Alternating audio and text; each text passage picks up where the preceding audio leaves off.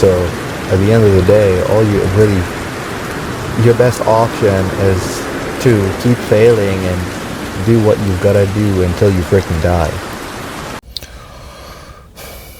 On endless failure and the nature of hope.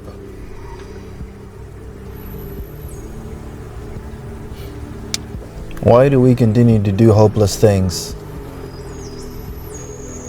Why are we so hell-bent on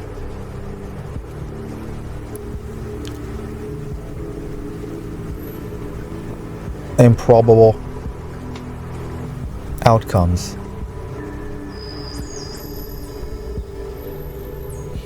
Why are we so fixated on doing something over and over,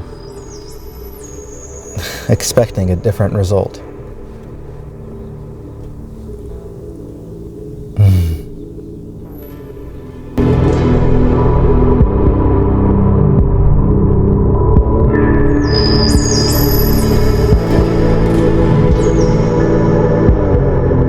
Of countless job applications and aimless interviews.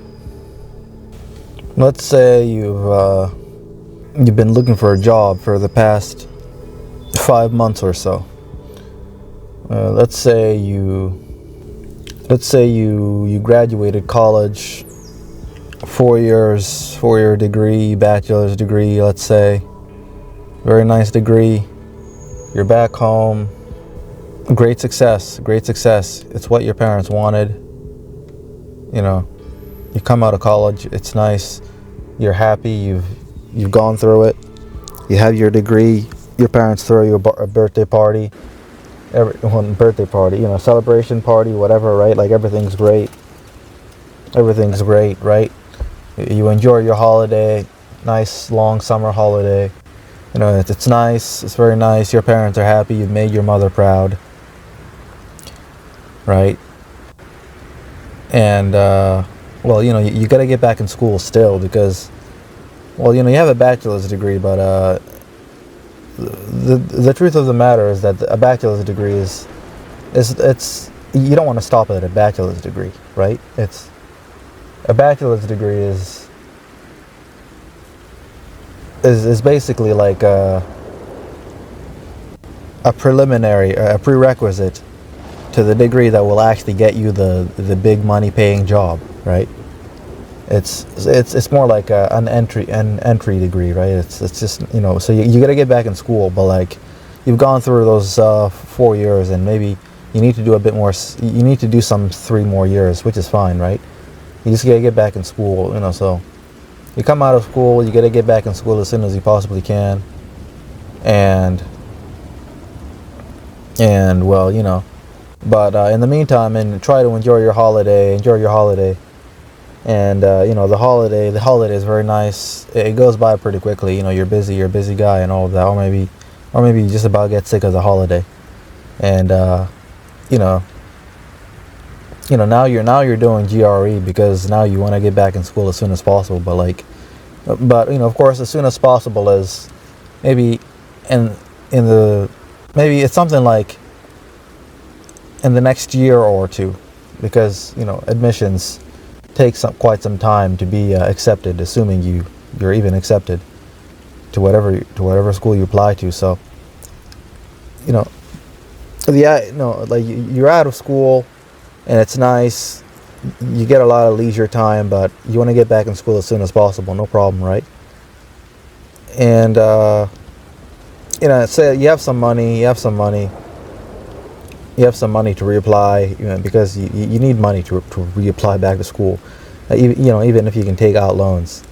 But of course, the last thing you want is to take out another freaking loan, right? Another $20,000 loan, right? Like that's the last thing you want, unless you're a particularly reckless person, or unless you really don't care to scam the government like that.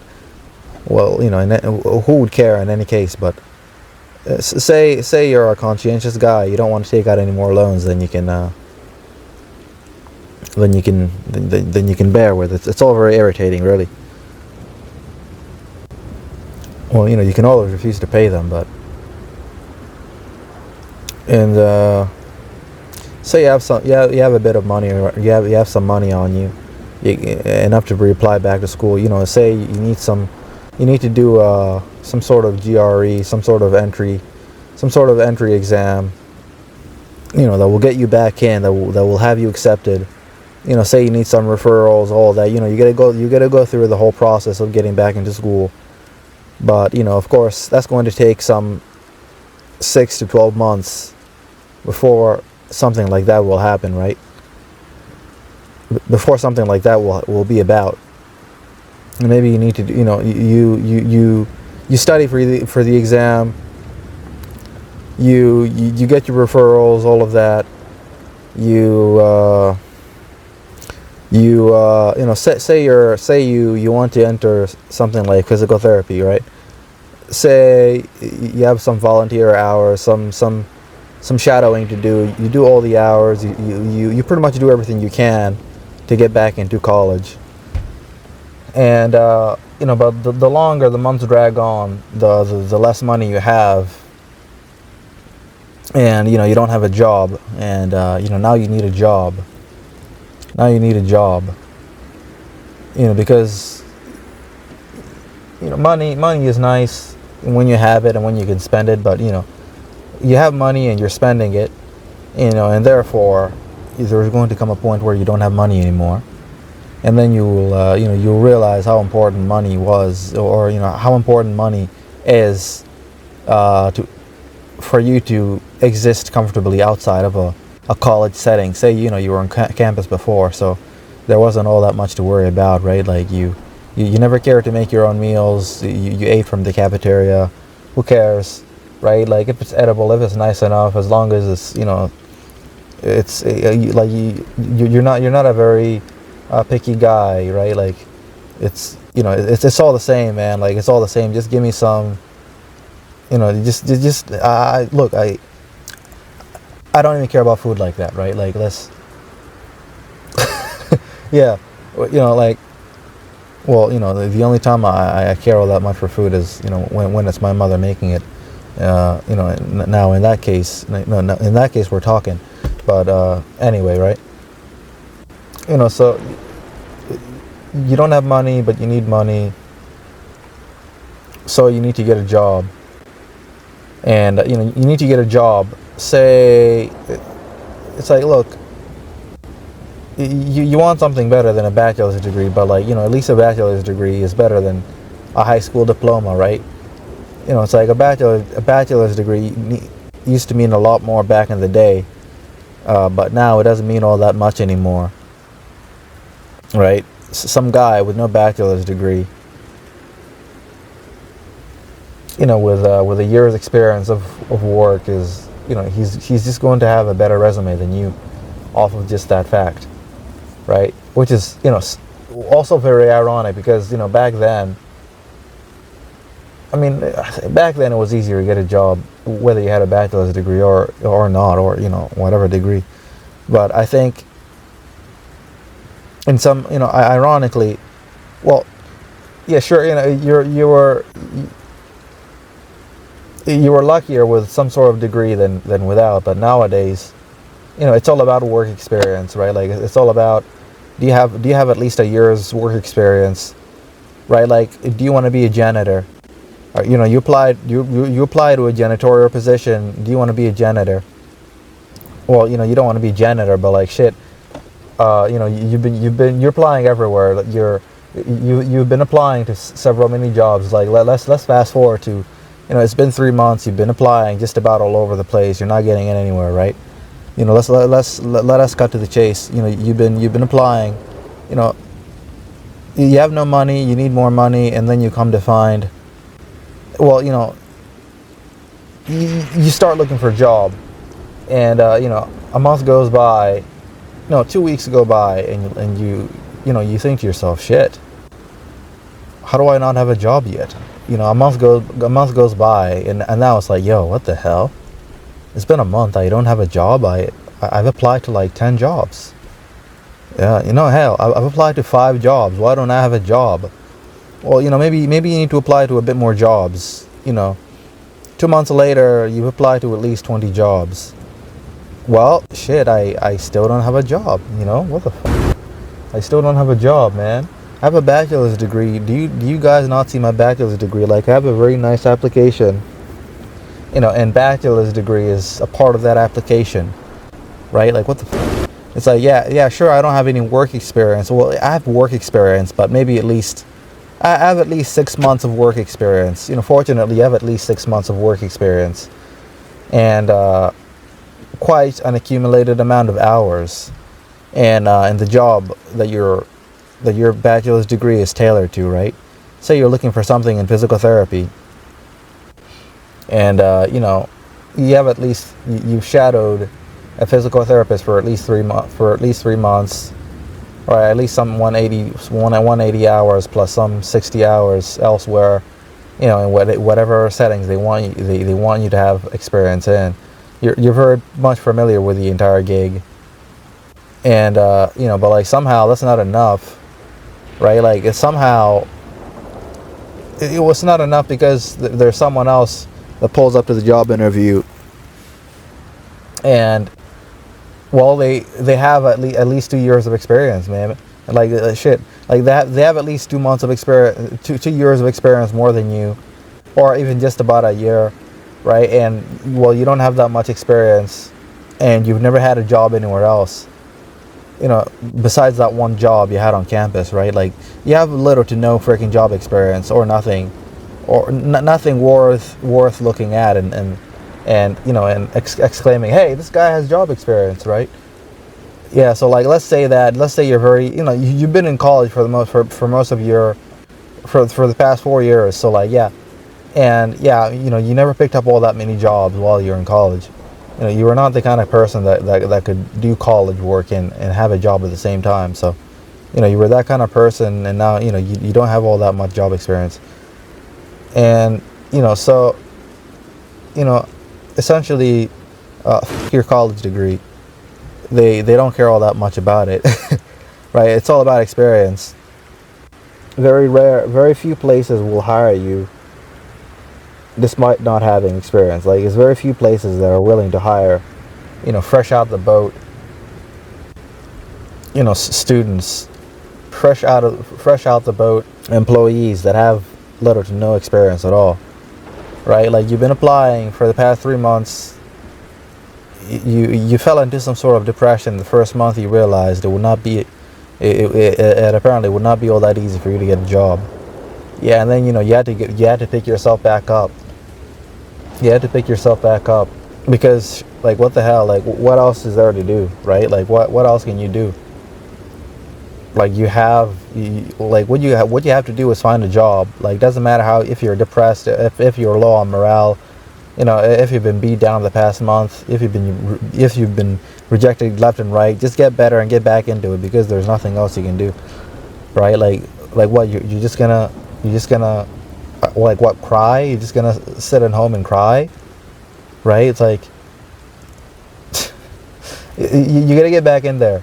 So, you know, it's been some 3 months. It's, you know, apparently reality shock, mental shock. Yeah, it's just not that easy to get a job, man. It's just not that easy. And so, you know, spoilers, I guess, right? The idea was to sort of slowly get around to that idea, but hey, let's just get right into it, right? You know, so like that's what it is. So like now, what the hell do you do? It's actually been 5 months now. You still don't have a job, and you've been getting at least, I don't know, you've been getting at least 5 interviews in 2 weeks, right? Like that's not bad, right? You know, before you were getting 1 interview, and then you got better at it, and now you're getting at least 4 to 5 interviews in 2 weeks, right? That's nice, right? That's nice. You know, and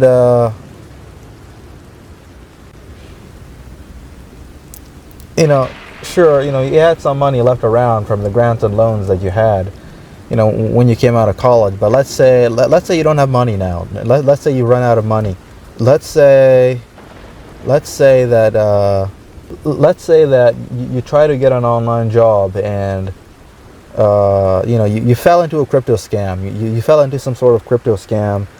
You know, like there was this online job where it was a very nice gig. It was a very pleasant offer.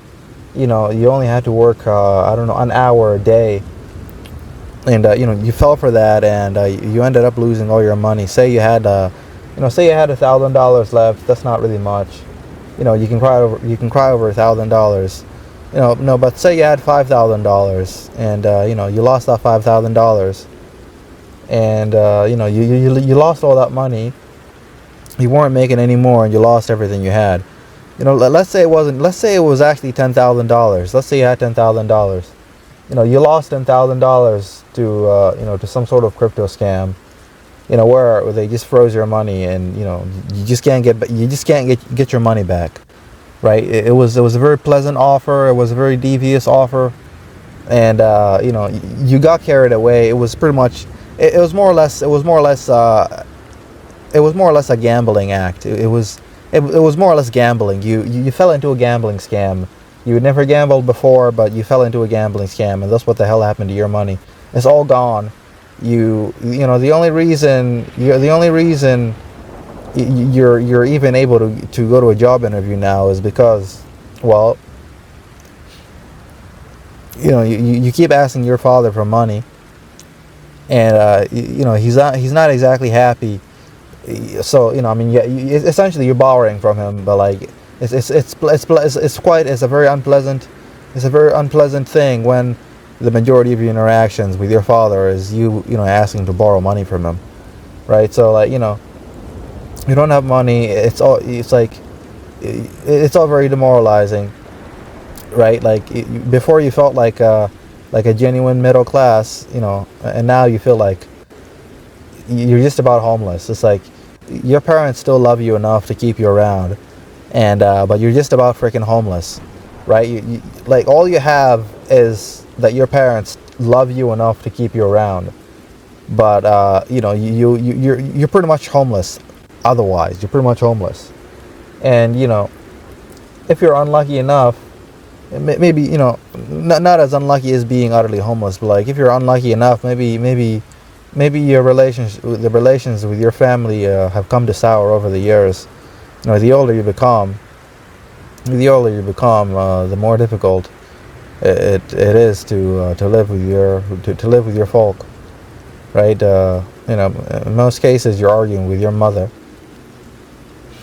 and it's all very unfortunate. And of course, this does terrible on just about everyone living in the house. Right, your father may secretly resent you, even though he's the most logical guy in the whole house. You can still talk to, you can still talk things through with. But he may be secretly bitter with you because, you just have a very bad. You're in a terrible situation which you can't come out of, and to go anywhere else is suicide. You want to leave so bad. You want to leave so bad, but you have no freaking money, and it's all very ridiculous. It's like. You have no money. And you've been looking for a job for the past, 5 months and counting. And it's all very miserable. And you want to leave, but to leave would be suicide. So, yeah, you're going to have to bear it, and keep looking for a job and asking your father for money. Hoping you can get a job soon and pay him back someday. All right, so you've been looking for a job, but you just can't seem to get a job. Like there's these places you go to, and they seem very promising. They make it seem like they want you. They want you there. Sure. There's some other candidates applying, but like at the moment when you're in the interview and it's going great, it's like, hey, wow, this person wants me. They want me here. They want me, right? Look. Just listen to how they're talking. They want me. They want me. I'm gonna get it. I've come to be rather good at this, right? Yeah, shit. They want me. Yeah, she wants me. She wants me. Yeah, like she wants me. She wants me to work for her. She wants to give me money. Yeah, we'll give you a call, and in the next week we have some other candidates Yeah, yeah, of course, we will surely give you a call back. We will surely give you a call, right? So, you're all excited. That's how it is. Yeah, but, like, you run that through, three, four, five, six, seven times, and, you end up pretty much cracked out. Like, everyone seems like they're on the edge of giving you a job, and then 2 weeks later, there's no job, right? And you're right back to where you started, and then you find yourself applying for a janitor position. If you thought you were so prideful to be a janitor before, like you've been cleaning up for the most of your life. If you wake up and lay your bed in the morning, if you have at least that, if you know how to clean up, if you're the kind of person that cleans up after yourself, right? Like you've been training to be a janitor your whole life, right? You, right? You were born to be a janitor. So why are you so prideful?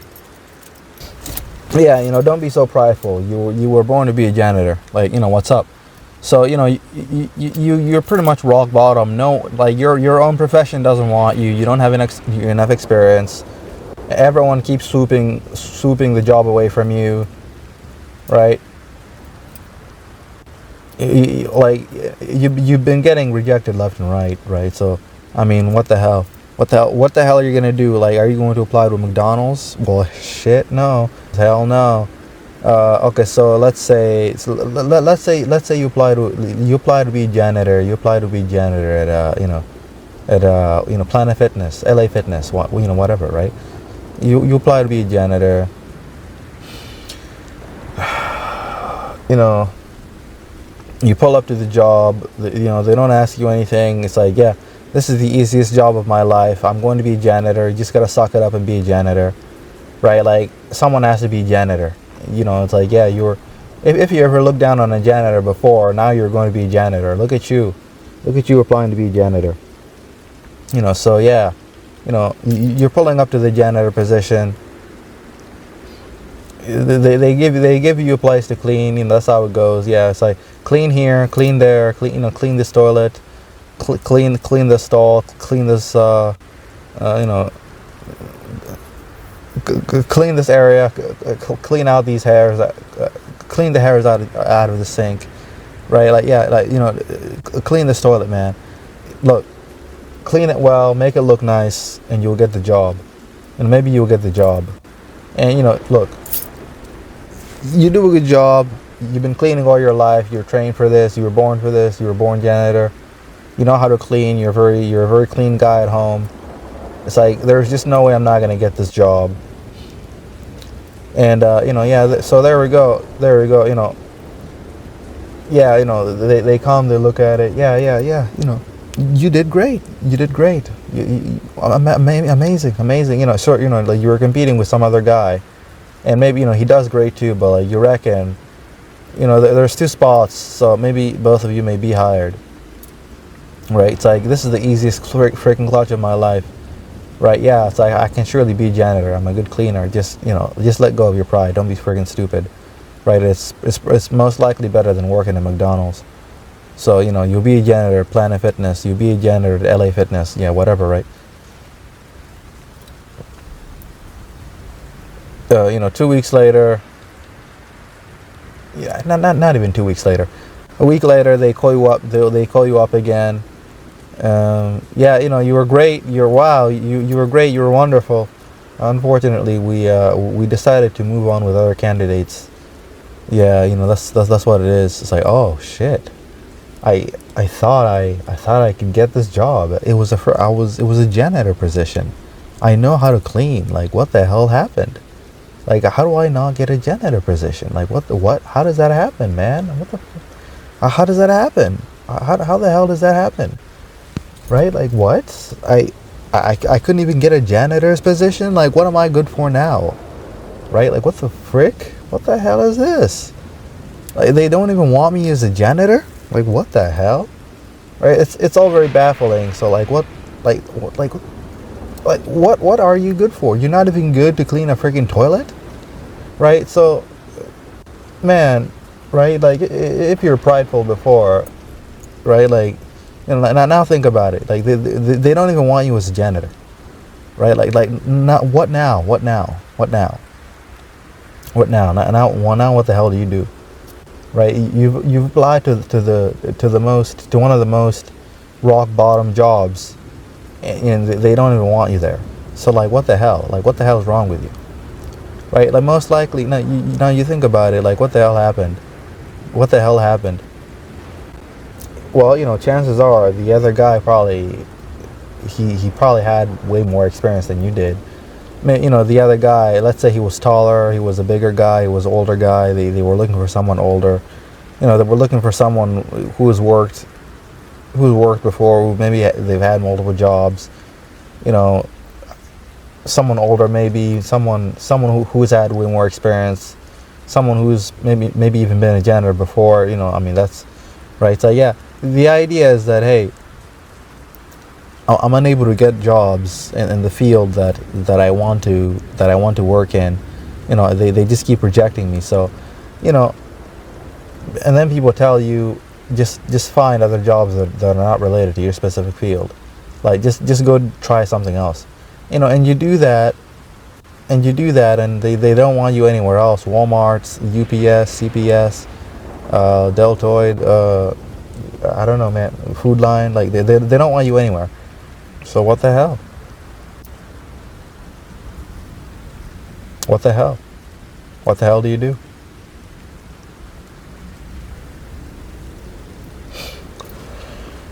Give up? What's giving up gonna get you? Give up? Give up.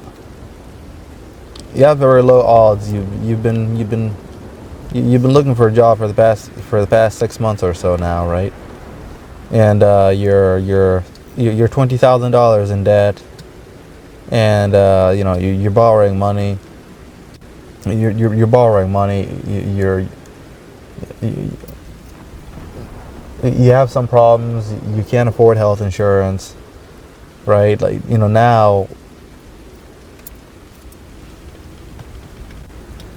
you're back on your monthly payments. You just keep borrowing money. The only person you're borrowing money from is your dad, and you can't, you don't want to borrow too much, because then, by some chance, if you do get a job, like, you're not going to enjoy your own money for a while, right? So you don't want to take all that much. You don't, and of course the person can only give you so much. There's even, there's a limit to that, right? Like, people are not banks, right? Like, yeah. And it's all a very terrible situation. You want to leave home. There's just no way you can leave home without throwing yourself on the street, and just abandoning every opportunity you possibly had left. So, like, what do you do? Give up? What do you do? Give up? What's there to do? What's there to do but continue? Well, granted, you don't have any unfortunate thoughts, or maybe you have them, but not to the degree that you will actually act on them. So maybe you think about it. Maybe you'll be better. Maybe you'll be better if I was just not aware anymore, right? If I just ceased to exist, if I just was not aware, that would be nice. That would be nice, right? Just not having to deal with this shit. That would be nice, but I don't suppose you've hit rock bottom so low. You're not quite there yet, and maybe hope you never will be. But it's an intriguing thing, right? Like, it would be nice if I was simply unaware, if I just didn't have to be aware anymore. But at the moment, you can't afford that, and so you keep going. You keep going because, like, what the hell else can you do? What the hell else is there to do but to keep going? right? There's nothing else to do but to keep going.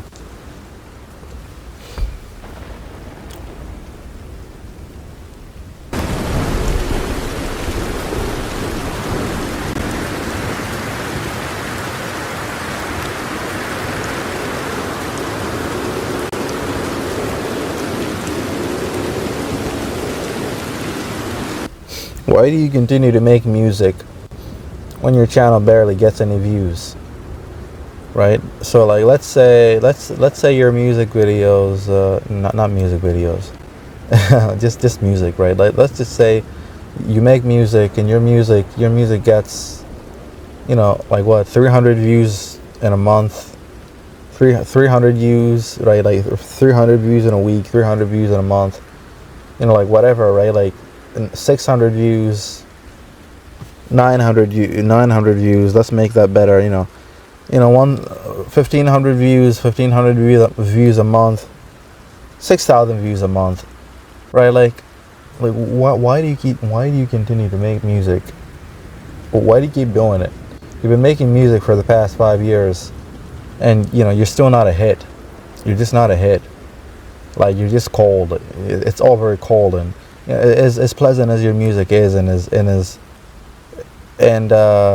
may accumulate a fan base of a couple of thousand people that really love your music, and they put it on repeat for pretty much, I don't know, for 3 hours the whole freaking day, right? They just put that shit on repeat, and like you have those people, but like you just don't have enough of those people, and you're not making money off of your music. It's just not happening, right? You've been on there for 4 years, 5 years.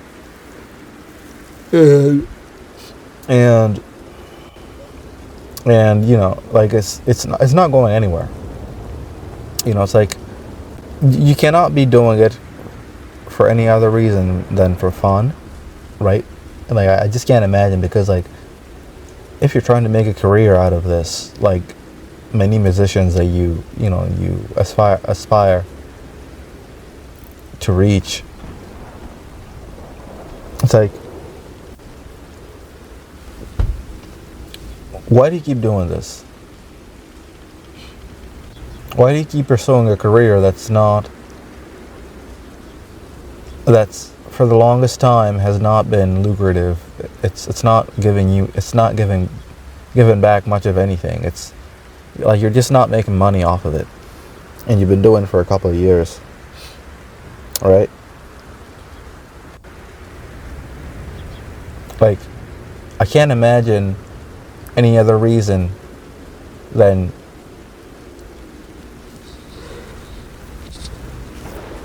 like you have to be doing it for fun, in which case that's okay, but if you're trying to make money out of it, it's just not. It's been 4 or 5 years. It's just not working. It's just not it. It just ain't it, man.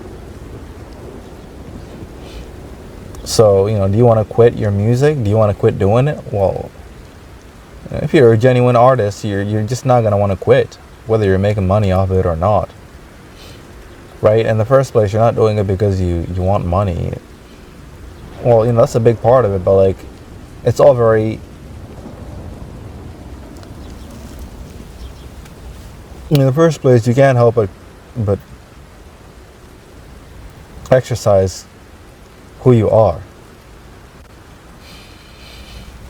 right? It's like, I imagine it will be painful if you just stopped. And some people do that and they regret it. They regret very much having stopped, because it wasn't making them any money, but it was their passion, and the cost of not making time for your passion is that you just may regret it for the rest of your life, right after some point of ignoring it for so long. So,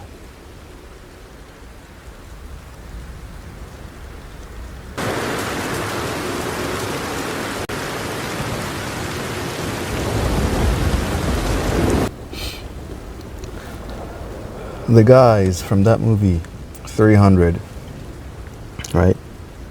This is based off of real history. The guys from that movie 300, right?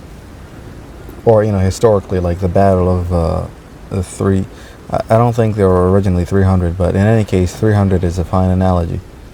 Let's say you're 300 guys. You're fighting this Persian. You're going to war against Xerxes. It's just 300 of you. Just 300 Spartans. 300 Spartans. Like that's all the men you have. It's just 300 of you. Well, historically, maybe it wasn't just 300, but like, let's say it's you either have 300 or you just don't even have it. You just don't have enough. You have 1,000 guys. Xerxes brings an army of 10,000. Right, so it doesn't matter. It's 300. It's 500. It doesn't freaking matter. It just doesn't matter. Like you don't have enough guys, and if you go out there, and try anything funny, like you attack this guy, he's just going to destroy you, right? Like he will bloat out the sun. He will bury your corpses. He will bury your corpses with enough arrows to blow out the sun. Right? So before you even go to the battlefield, you already know you're going to die. It's a suicide. Like you already know it's. You already know it's. You might as well not try. You know if you do this, you're going to die. So, why do you do it? Right? Why do you do it? Why do you go out there and die? Why do you go out there and commit a pointless act? Why? Why would you do that? Why would you go out there and die? What is the point of going out there knowing you will fail, but you do it anyway? What's the point? Honor? Pride?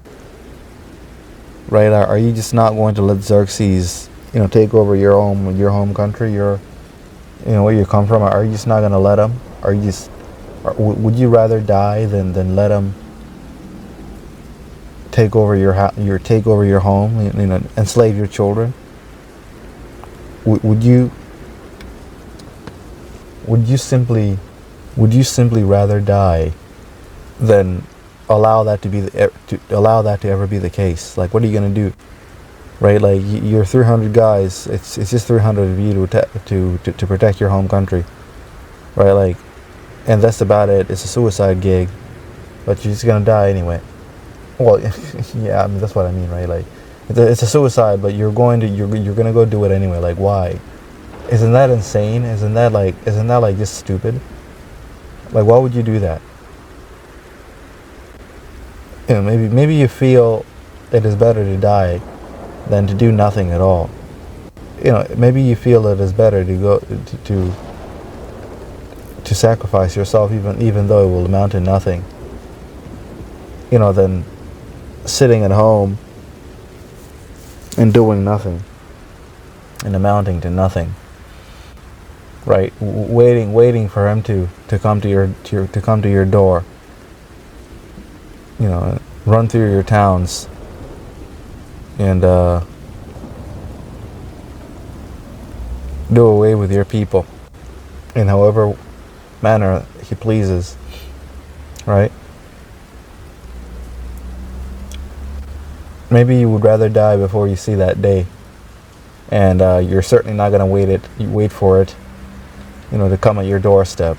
You're going to go out there, and you're going to fight him. You're going to fight the guy. You're going to fight his army of 10,000. You're just 300 guys, right? You're going to fight him anyway. You would rather die, right? The last thing you're going to do is allow that to happen while you're still alive. So you're just not going to let it happen. So, you go out there and fight Xerxes. You're 300 guys fighting an army of 10,000. I don't know how many freaking guys he had. But like, that's right. That's what you have. That's all you have against that unstoppable force. You may think you're an immovable object, but that's really all. That's really all for morale. Like you step over there, to that battlefield. It doesn't matter how good of a fighter you are. You know, maybe you have enough strength. You know, you're a man worth 10 men. You know, 10 of Xerxes' men, right? Maybe just you alone can kill 10 men. You know, in no time. You have the strength of 10 men, and the 300 of you. You know, and maybe you're pretty good at math. So, you know, so let's say, 300 times, 300 times, what? 300 times 10, right? You know, maybe you can kill, maybe all of you put together, maybe you can kill 50,000 guys, right? Maybe you can kill 50,000 guys. So, no, you cannot kill 50,000 guys, right? Like, 300 times 10, is 3,000, right?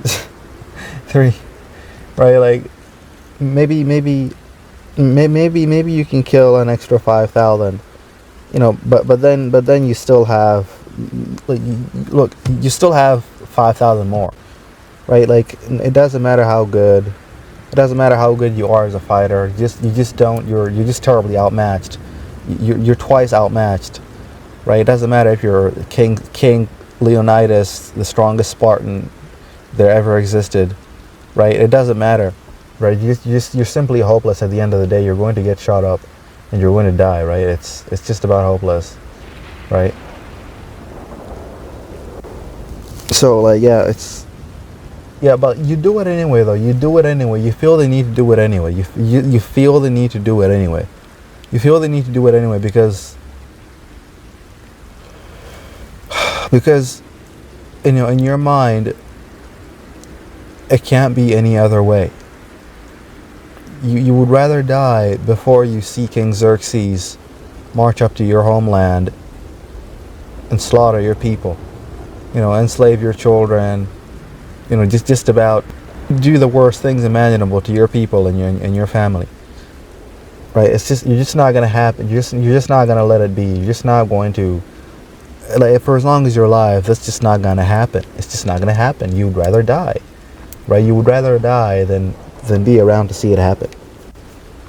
So, why are you doing this extremely illogical thing when it will amount to nothing? When at the end of the day your entire family is going to be slaughtered. Right, Xerxes will take over your homeland in any case, but you have to do this. You have to do this. You have to sacrifice yourself. I don't quite remember the history of how that ended up. I don't know. I don't remember the history there.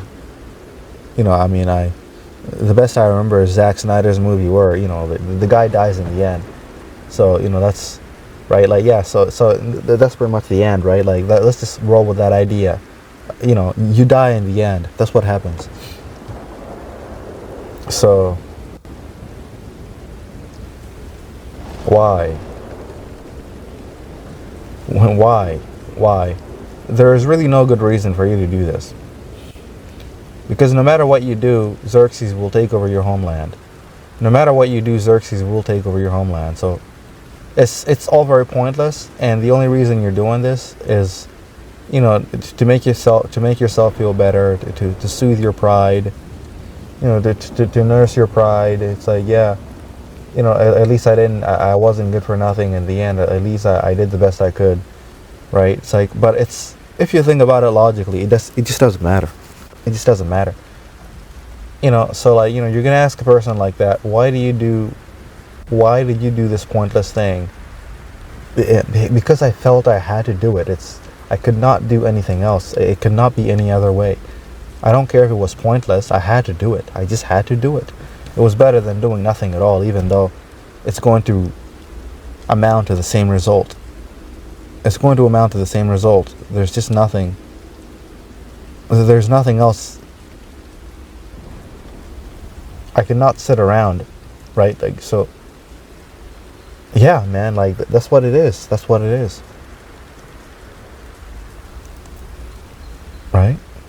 It's like, am I insane? I mean, I don't have to be. Am I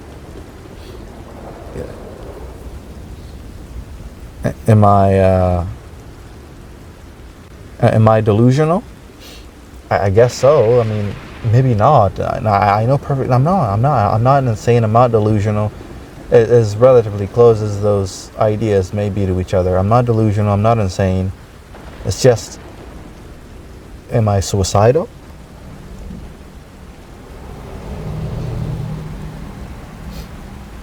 You know, maybe. But maybe, you know, suicide is way better than this. You know, like, of course, suicide is never the answer, but, you know, in this case, it's not even suicide. It's actually, it's the most honorable thing I could possibly do, right? I cannot imagine a more honorable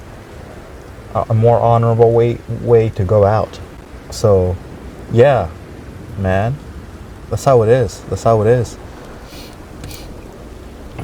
So, you know, you ask, why do we do pointless things? Are we some sort of idiots? It's like, you know, put yourself in a situation where you can't do anything else but a hopeless thing. Right? Like, there's nothing, you know, if you were to choose between one hopeless endeavor from the other, you know,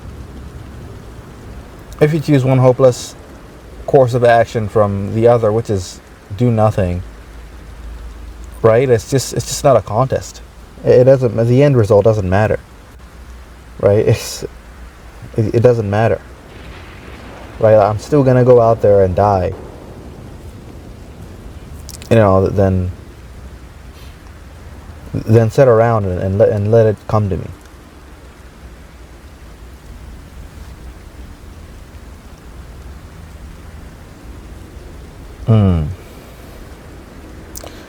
I don't suppose this is much of a. I don't suppose this is much of a question. This is not much of a question. I wouldn't say. This is more like. I think this is more like a matter of fact. This is not really a nagging question. This is not really a question. I wouldn't say it's a question. It's more like a rhetorical question. There's some situations in which there are some situations where it's like, yeah, just give up. But, you know, ultimately, giving up means you might as well cease to exist. And you just can't, and some people just don't, they just can't accept that. Right? They will cease to exist in the act of partaking in a hopeless endeavor to change their situation for the better. They will cease to exist knowing they did everything they possibly could to succeed. So this is not really a question. You know, the more I talked about this, the more I realized it's just not really, it's not a nagging question. It's a matter of, I guess, bringing one out of a depressive state. It's, you know, it's a matter of, you know, reassuring that, hey, each route is hopeless. Each route will lead to the same hopeless outcome. But there is, of the two hopeless routes with the same hopeless result, of those two, there is a definitive answer. There is a noble answer. There is a virtuous answer. Right? So it's not a question. It's a matter of overcoming a certain frustration. Even though there's times where it feels like it just can't be helped. One of the routes is more alluring than the other, let's say. One of the routes is more alluring than the other. Let's say, to be as simple as we possibly could, one of the routes is give up and just stop trying because it doesn't matter. It won't change anything.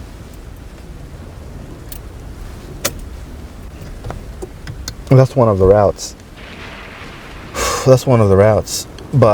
And when you've lost so much, when you just keep constantly losing, you keep constantly getting dunked on. It just feels like that. It just feels like just give up. But then you can't. You just can't. You can't. Not for long, anyway. If you're not so immediate that you will rather end it all immediately, you're going to realize, if you want to keep on living, if you want to keep on going, if you want to keep going on, you just can't give up. There's nothing else to do but to keep going, even out of spite. Keep going out of spite. Don't turn off the lights out of spite. Keep going out of spite. Keep going and do the worst job you possibly can at it. But just keep going anyway. Keep going until you physically and mentally cannot anymore. Right? Keep going until you have you don't have any more reason not to. Keep going until the universe itself takes away your arms and legs, and maybe all you can ever do is crawl, and then maybe you can give up, and wait for the sweet embrace of the sweet embrace of nothingness, right? But the idea is that for as long as you're able, and you know that you're able, it doesn't matter if you have one arm, you have one leg. Having one leg is having one leg left is better than having no legs, or no arms. It's like, for as long as you know that you can, and you can't lie to yourself otherwise, you have to keep going, right? If you love life, no matter how difficult it is, you just have to keep going. You have to keep going. So it's not really a matter of questioning, as I've come to realize. It's just not, it's not even worth questioning. It just seems ridiculous, or it just seems straightforward to me that the only answer is to just keep going. Is it insane to keep going? Yeah, it's insane. Be insane. Then be an insane person, right? I would rather be insane. It would actually be better to come out of your mind because you tried so much you could not anymore. You no longer could, and you just came the fuck out of your mind because you just tried so hard. Your mind just left you. Like, it is actually better to go insane than to give up, it seems to me, right?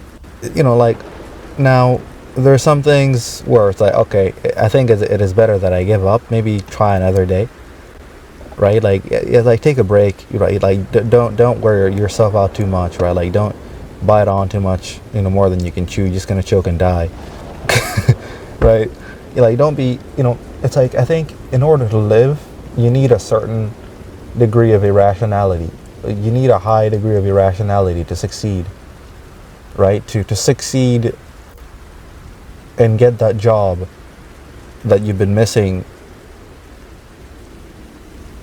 9 out of 10 times. You have to be at least insane. Like, you need a certain high degree of irrationality. You need to be at least insane. You have to be at least delusional to some high capacity that will keep you going. You need to have that copium tank on you until the one time it works out that you actually fall into the lowest probability of success, and it works out for you. It's like the idea that is that you are in the lowest probability of success, because, well, not because, like, yeah, you are in the lowest probability of success, but the idea is that to have enough irrationality and and stubbornness, to be so stubborn that eventually you will wear out your lowest probability, and it will fall on you one day to it will come to be that one day that 9 out of 10, that 1 out of 10 times success. It's like you have a probability of 1 out of 10.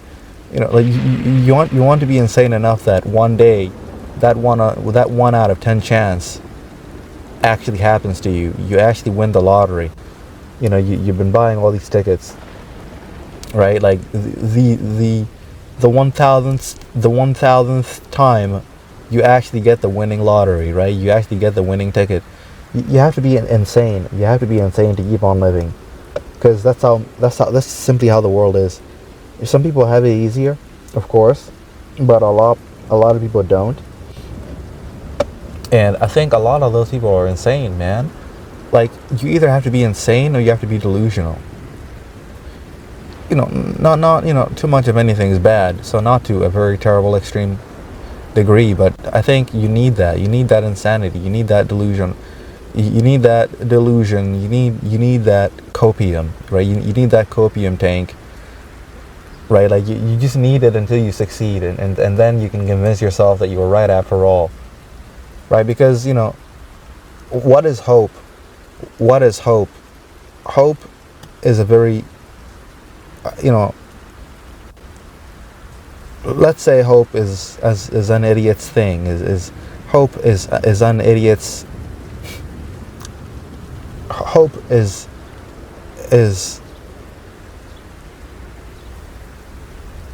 hope is a thing of idiots, right? You have to be an idiot to have hope. To function solely on a hope, you have to be an idiot. You have to be stupid. You have to be stupid.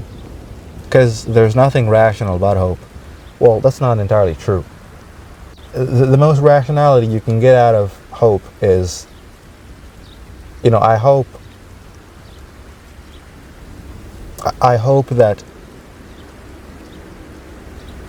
hope is not exactly, hope is particularly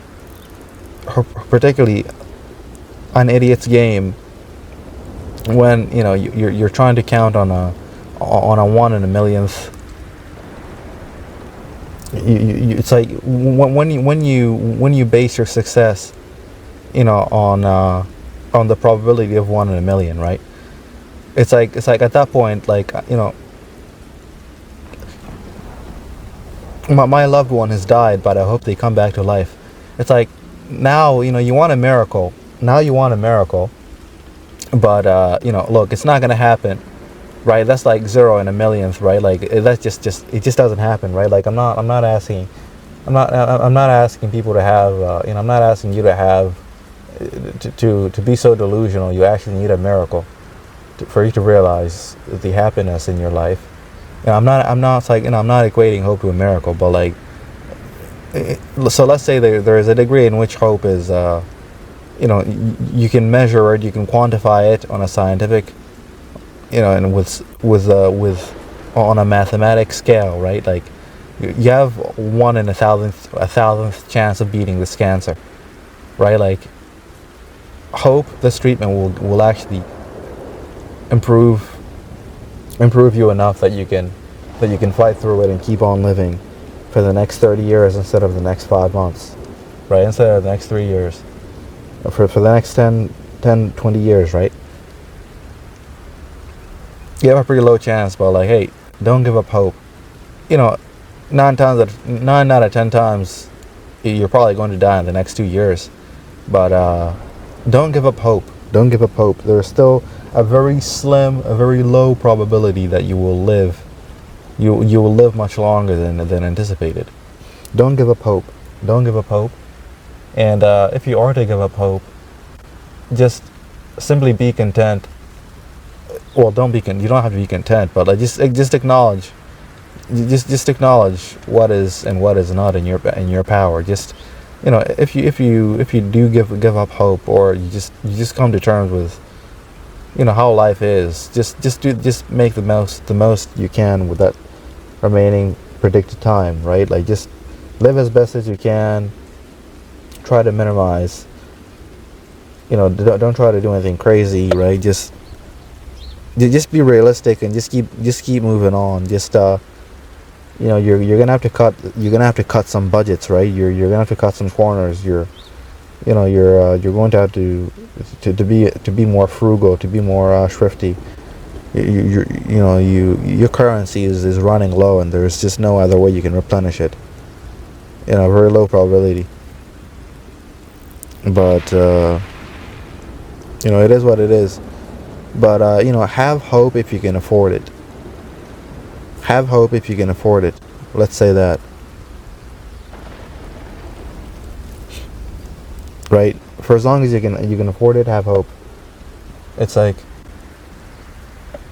it seems to me that the most regrettable thing is actually to not have hope in some instances. Not having hope, or not being delusional enough to try, can actually make for the most regrettable thing, which I find very ironic, because in the first place, you know that what you want it's not going to happen, right? It's not going to happen, but it's just not going to work out. But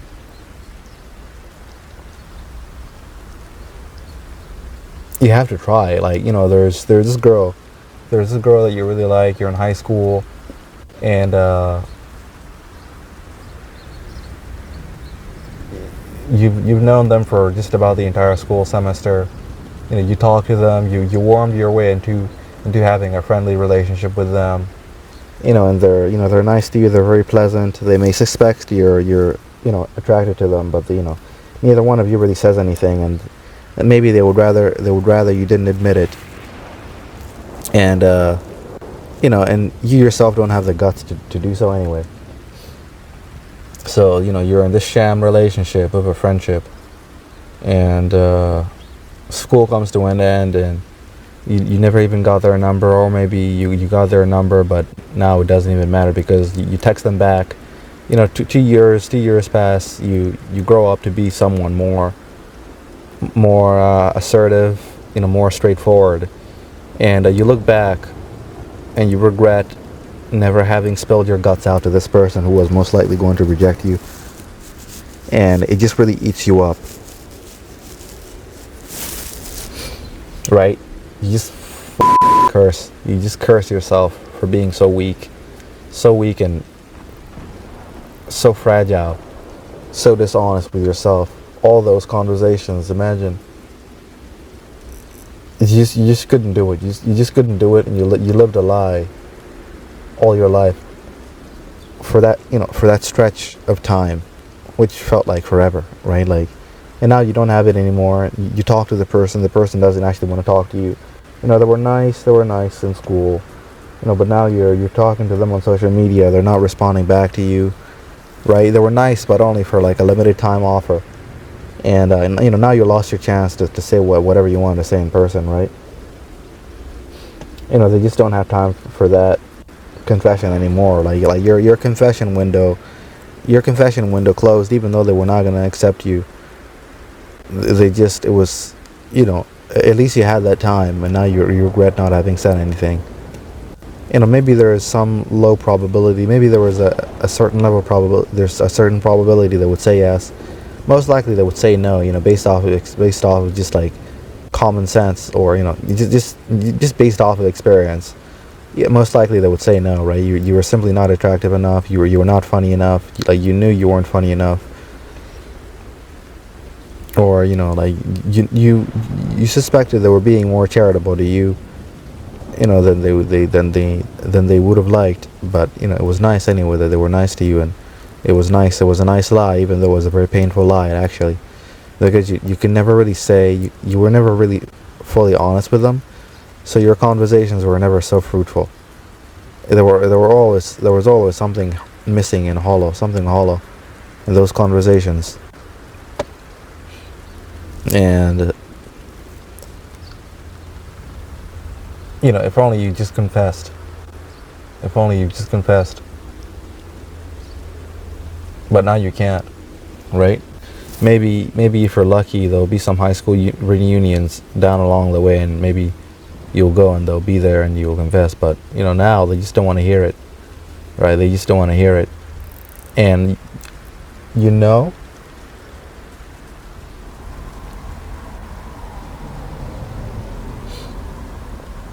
perfectly well. You're reasonable enough to understand that they most likely would have rejected you, but you still regret not having said anything. It's like, for some reason, it bothers you more now that it was better that you failed than to not having tried at all. For some reason, it bothers you a lot more for not having tried. Right? It just bothers you a lot more. It's all so miserable. You just curse yourself for it, for being so weak, for just not having tried. Yeah, it's like, man, I wanted to fail. It's like, yeah, you come to a point where you where to fail, you would have welcomed failure 1,000 times more than now, where you're in a situation now where you're in a situation that you never allowed yourself to fail. You were too scared. You were too scared. You just didn't try. So now it's just, you have nothing. You have nothing. All you have is, regret.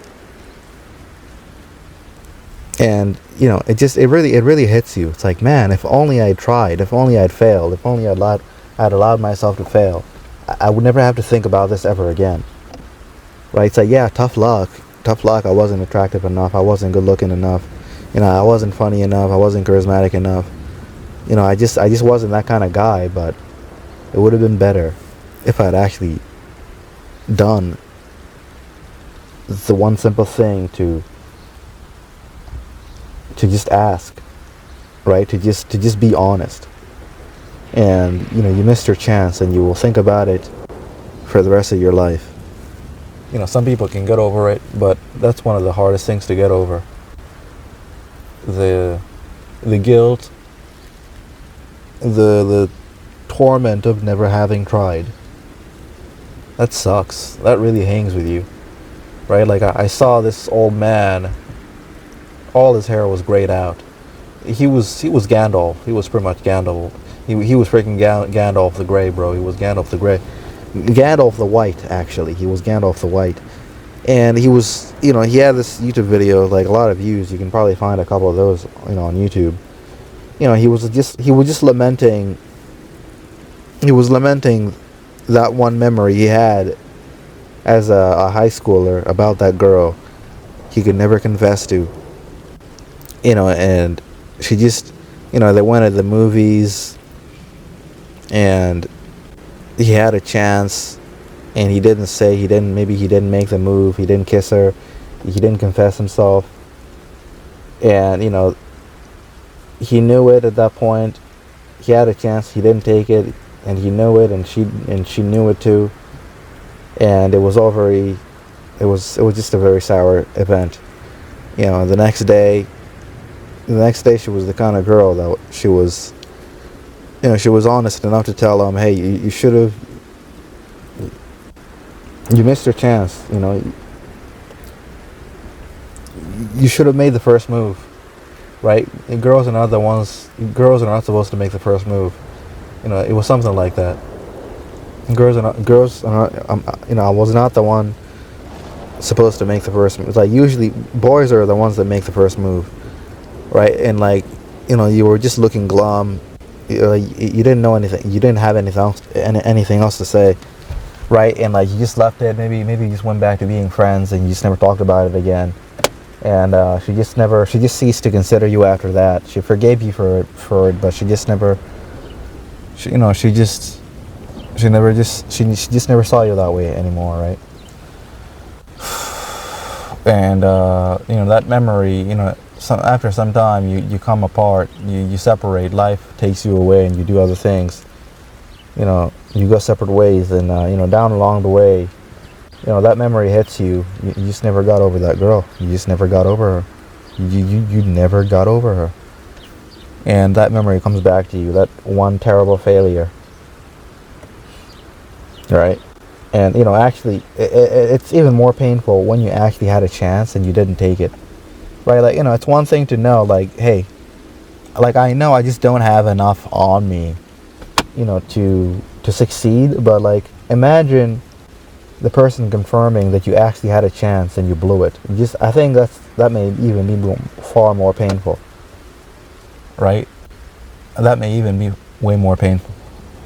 So yeah, it's like, so it seems that the things that we regret most are that which we never tried at all, and the failure of never having tried, of never having done at all. That is, it seems to me that that is what eats away at us the most.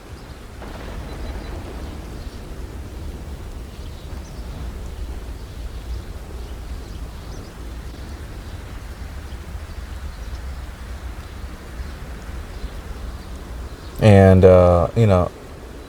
coping mechanisms, I think for the most part we sort of need coping mechanisms to keep going, because if you were the most rational person there is on the planet, I don't think you would have all that long to live, right? I think the smarter that you are, I think the more suicidal that you may come to do, that you may come to be. How about that idea? What do you think of that idea?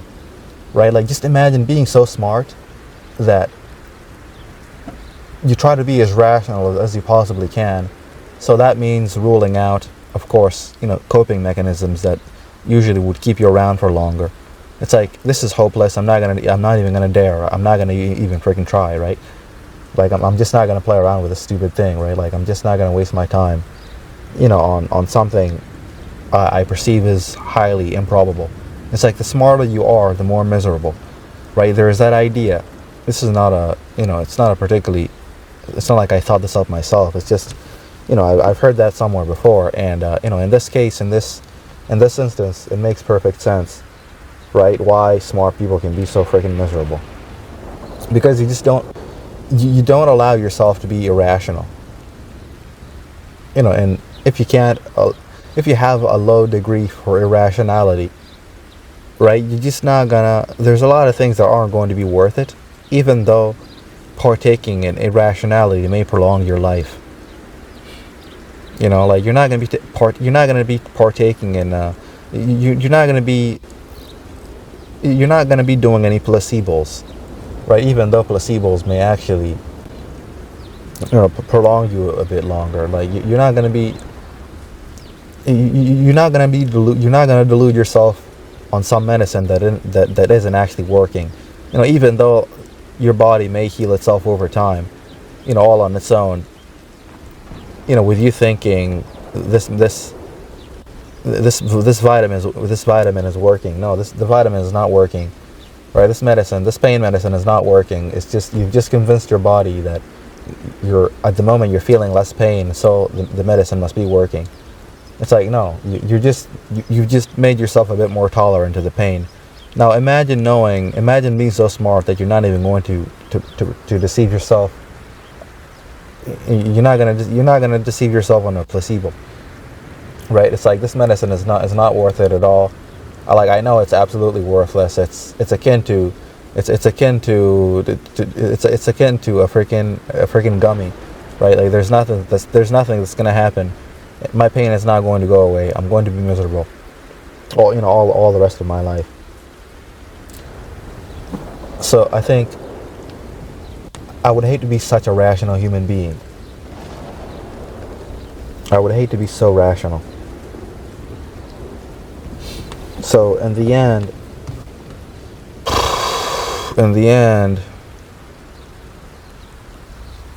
irrationality is good, actually. In the end, I do wonder, what is this? Is this a red pill or a blue pill situation? Yeah, like, take the red pill. But red pill, I think on the matter of red pill, blue pill, what would you rather pick? I think I would take a little bit of both. You don't have to. It's like each option is an extreme, right? Red pill, blue pill, both are two extremes. And what I've heard, what I do know is too much of one thing is bad. Like too much of anything is bad. You don't want to accept just one reality. It's like we live. We need illusions to keep going. Like it's like, yeah, be as real as you possibly can, but sometimes you just can't deal with all of that reality, man. Like sometimes you do need to escape. Like it's like you don't want to be completely delusional, right? You don't want to live in a blue pill reality. You're just weak.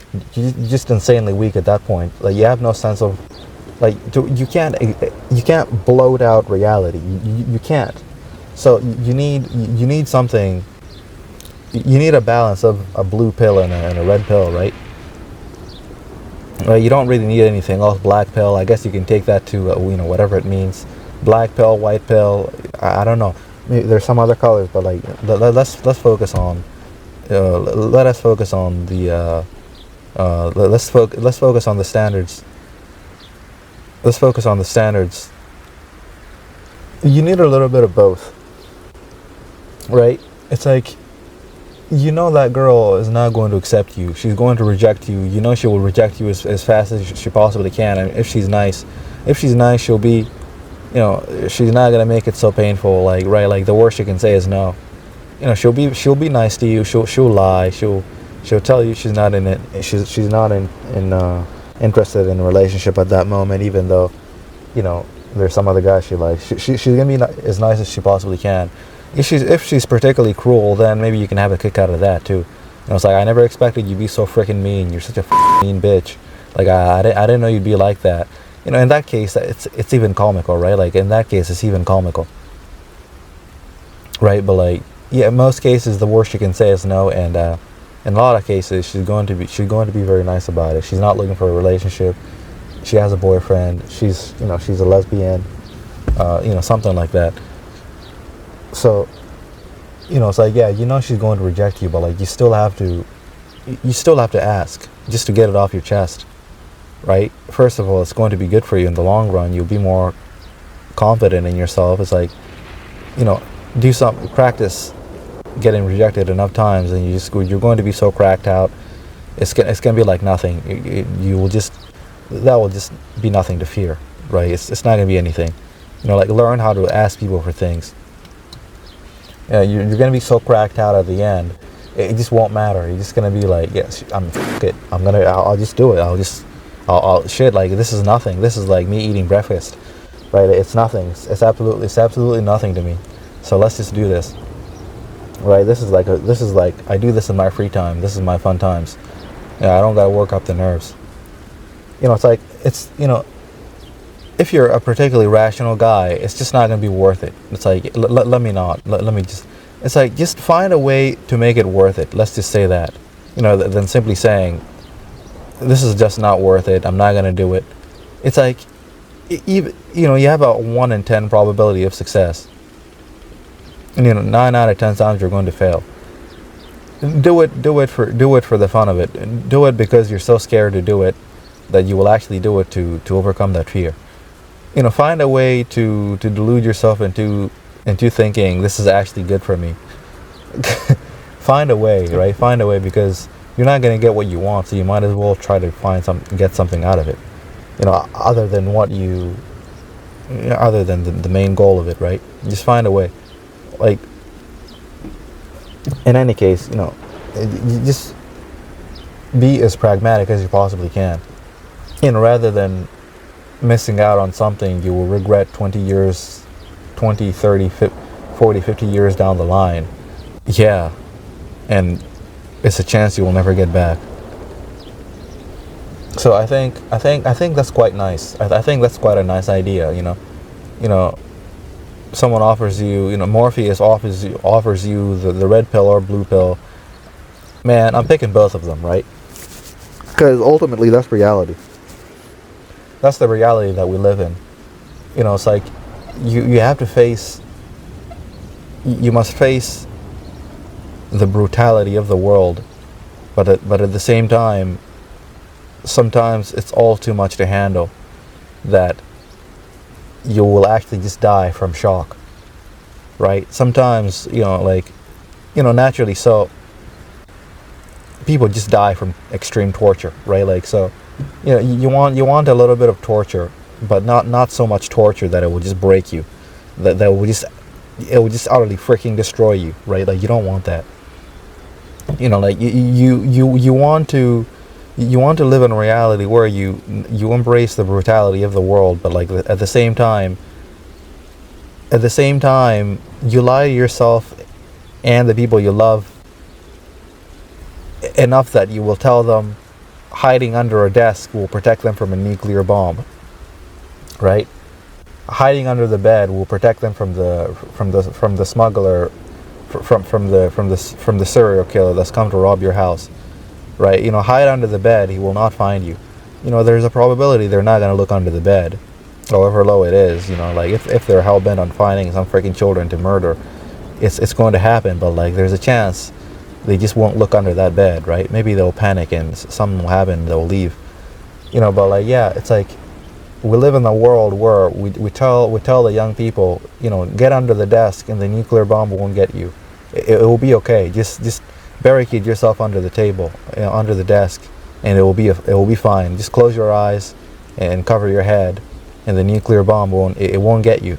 It's not gonna be. It will be okay, right? So like, you need a little bit of both, and you don't need to pick one extreme over the other. And that's the world that we live in, I think.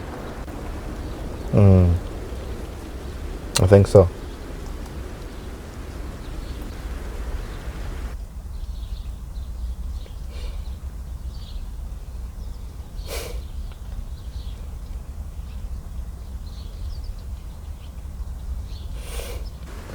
So, why do we do hopeless things? Why do we continue to do hopeless things, knowing full well it will never be any other way? Well, take your pick, man. Are we insane? Is it because we're insane? Is it because we're delusional? Yes, right? But also, is it because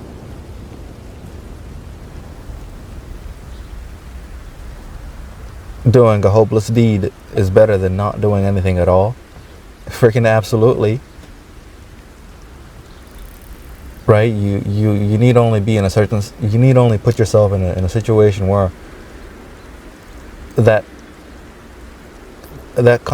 is exactly that, and it just can't be any other way. It's like you've been looking for a job for the past 6 months, and maybe you're going to look for a job for the next 6 months, up to 2 years.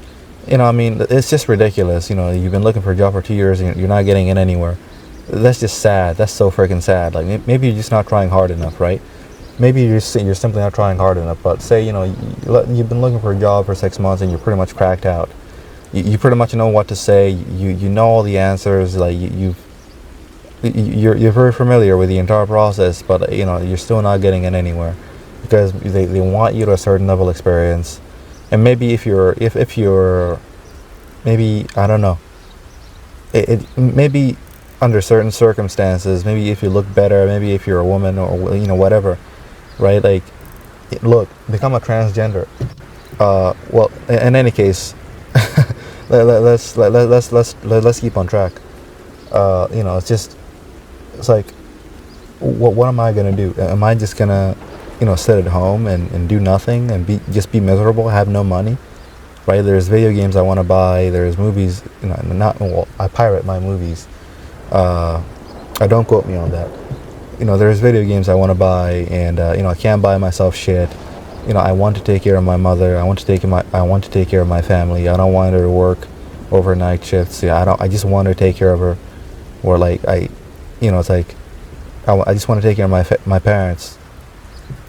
And that will never happen if I don't get a job, if I don't get in somewhere, if I'm just going to sit around, and wait for nothing to happen. It's like, you have to just keep going. Like, there's nothing else you can do but to simply keep on failing, right? You have to be Sisyphus. You have to keep rolling that boulder up the frickin' mountain, only for it to fall back down again. You go down that frickin' mountain, and you pick up that frickin' boulder. You pick up that frickin' boulder. You roll it up back. You roll it up back the frickin' mountain. Make it your job. Your job is to fail continuously. Your job is to fail over and over and over, and you just can't get enough of failure, because for as long as you plan to keep on going, failure is your friend. Failure is all you will ever have. For a long time, failure is all you'll ever have, and maybe until you die, but maybe you'll be lucky enough that you won't have to suffer for such a long time. Maybe eventually you will get in somewhere. Maybe eventually you will get a breakthrough. But 9 times out of 10, you're just going to continuously fail and fail and fail until you either make it or you just burn out and cease to exist, right? Like, you have no other choice. If you love life, you want to keep going, get used to failing. Get used to hitting rock bottom and picking yourself up. Get used to living hand to mouth. Right? You don't gotta get used to it, but like that's all you'll ever have. If you're lucky, that may not entirely be true, but I think for a lot of times that's how it's going to be. Right? You're just gonna keep failing. You're just gonna keep failing and failing and failing. So, get over yourself. Apply to another janitor position, right? Because I don't know, man, that janitor position pays more than the McDonald's position. Like they give you $2 more, and you're cleaning toilets and urinals and bathrooms. But hey, they're giving you money. So, look forward to that. And, maybe you weren't meant to be a janitor. Maybe you don't even have enough skills to be a janitor. It's like, just find something. Just keep on failing. Failure is the name of the game. Fail until you drip or drown. Yeah, just keep failing. Failure is all you'll ever have. And that's what it is, man. That's what it is. Because it can't be any other way. So, why do we continue to do meaningless things? Well,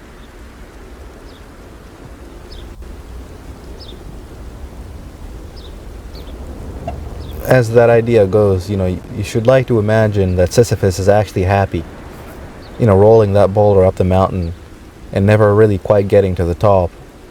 Because it rolls out of his hands each time, and he's done it a million times. Be Sisyphus, and imagine yourself, and imagine that you're happy. You're happy to be alive, and you have at least the strength to keep pushing that boulder up the mountain each time. Even though you could just never, you will never be able to settle it. This is not even true of life. Like eventually you're going to succeed, right? It's just, you could be the unluckiest person in the world, but it's just not always like that. So like even then, like Sisyphus is an impossible idea. Look, if you're like a cripple, like, yeah, obviously you're never gonna walk. Of course, there's a futuristic, there's a highly advanced technological future where walking will be possible, but if you're born in 1509 and some asshole cripples you on the battlefield, like, shit, if you're lucky enough to survive, you're just not gonna walk in 1509. Like, you're not gonna get a Metal Gear Solid, you're not gonna get a Metal Gear you're not gonna have any Metal Gears attached to your spine that will help you get back up and walk. right? There's no AK-47s. You're not gonna have any. You're not gonna have any bionic Metal Gear, right? Like it's just not gonna happen. You know, like the Metal Gear is real. Yeah, the Metal Gear is real in 1509. No, the Metal Gear is not real in 1509. It's just not gonna happen. You're going to be a cripple all your life. So just find another way to advance, to maneuver through life without your freaking legs. Just find another way. Like if you want to keep on living, it's all you freaking have. So that's what it is.